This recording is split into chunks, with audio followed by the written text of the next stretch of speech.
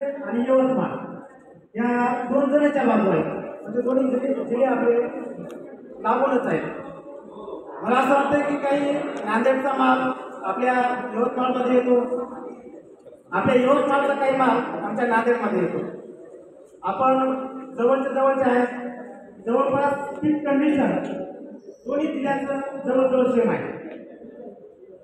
मागच्या काही दिवसापासून नांदेड, हिंगोली, यवतमाळ या जिल्ह्यामध्ये हळद उत्पादन वाढलेलं आहे.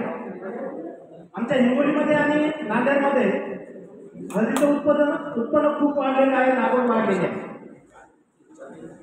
आपण हळदीचं उत्पन्न घेत असताना वेगवेगळे अनेक एनपीके जमिनीमध्ये देतो.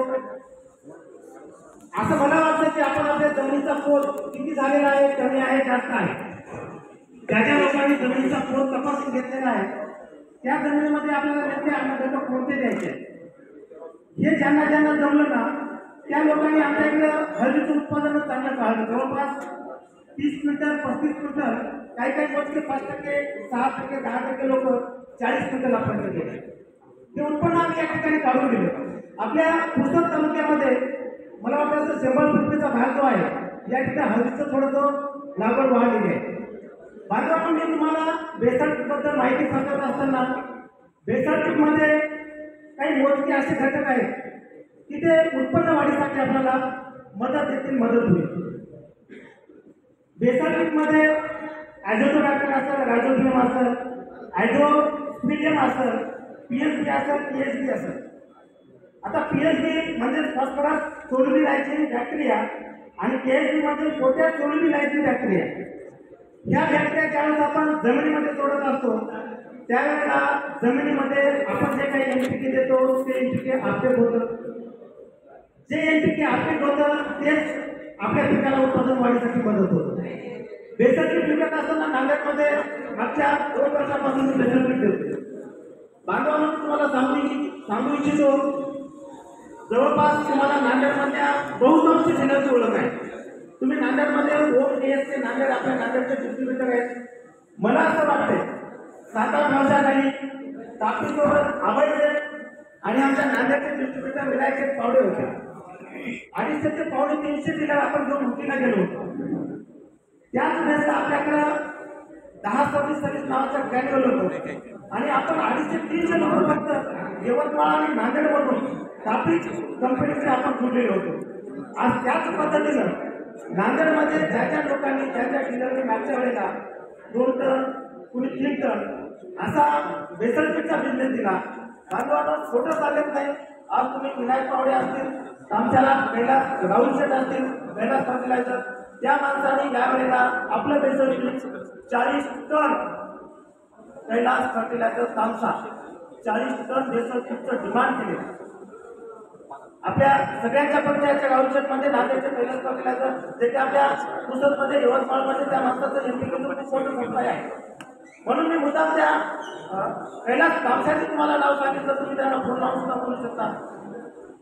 माझा वसमतमध्ये जवळपास 16 काउंटरला बेसल्ट, टीआरसी आणि महापंचायत वसमतमध्ये सगळ्यात जास्त काम, सगळ्यात मोठा बिझनेस माझा आपला तापीचा वसमतमध्ये आहे.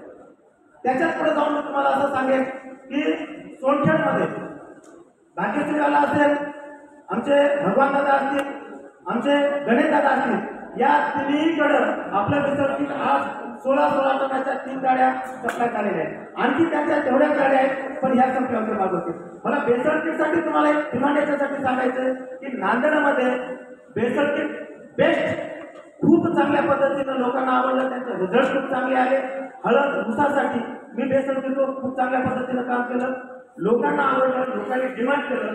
म्हणून यावेळेला कमीत कमी तुम्ही भलेही 2 टन 3 टन 5 टनापासून बेसल्ट चालू केलं तर निश्चितच मला असा विश्वास आहे यावेळेस तुम्ही 5 टन बेसल्ट पुढच्या वेळेला तेच बेसल्ट तुम्हाला 25 टनावर येऊन झाले एवढा विश्वास या ठिकाणी देतो.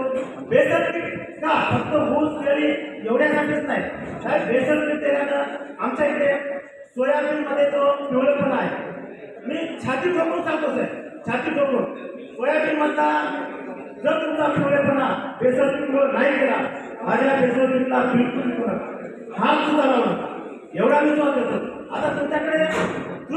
बेसरमध्ये काय ते थोडंसं आमच्याकडे त्याला उमळणं म्हणतो साहेब, ते सुद्धा बेसरपूर आपलं थांबवतो, 100% थांबवतो. याची मी विश्वास देतो.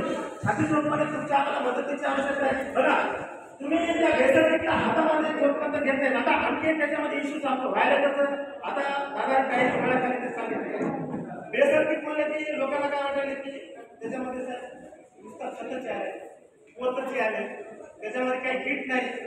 2 किलोचं पॉकेट नाही, 3 किलोचं पॉकेट नाही, 23 किलोमध्ये नाही, 12 किलोमध्ये नाही. याच बेसरकीमध्ये मी जे आता कंटेंट सांगितले, जसं साहेबांनी सांगितलं साहेब, जिप्सम अजिबात नाही. बिलोलीमध्ये बेसरकीतला माझ्या असंच चॅम्पलसाठी डिमांड झालं. चॅम्पल आपण घेण्यासाठी त्यांना थांबवलं नाही. आपलं चॅम्पल पास होतं. आपल्याला कुठं अडचण नाही. आपण पक्क्यामध्ये आपण देतो, क्वालिटीमध्ये देतो.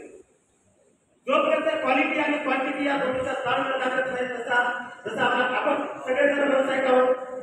नफा आणि तोटा याच्यासोबत आपल्या मनाला जे काही मानसिक समाधान आहे, मानसिक समाधानामधून मिळालेला नफा जर आपण बेसरकी देतो ना, आपल्या मनाला समाधान मिळावं. आणि काही ठिकाणी आपण दिले त्याच्यामध्ये आपल्याला 2 पैसे कमी मिळतात, जास्त मिळतात, याच्यापेक्षा आपल्याला दिलेला माल आपल्याला किती समाधान देतं हे महत्वाचं आहे.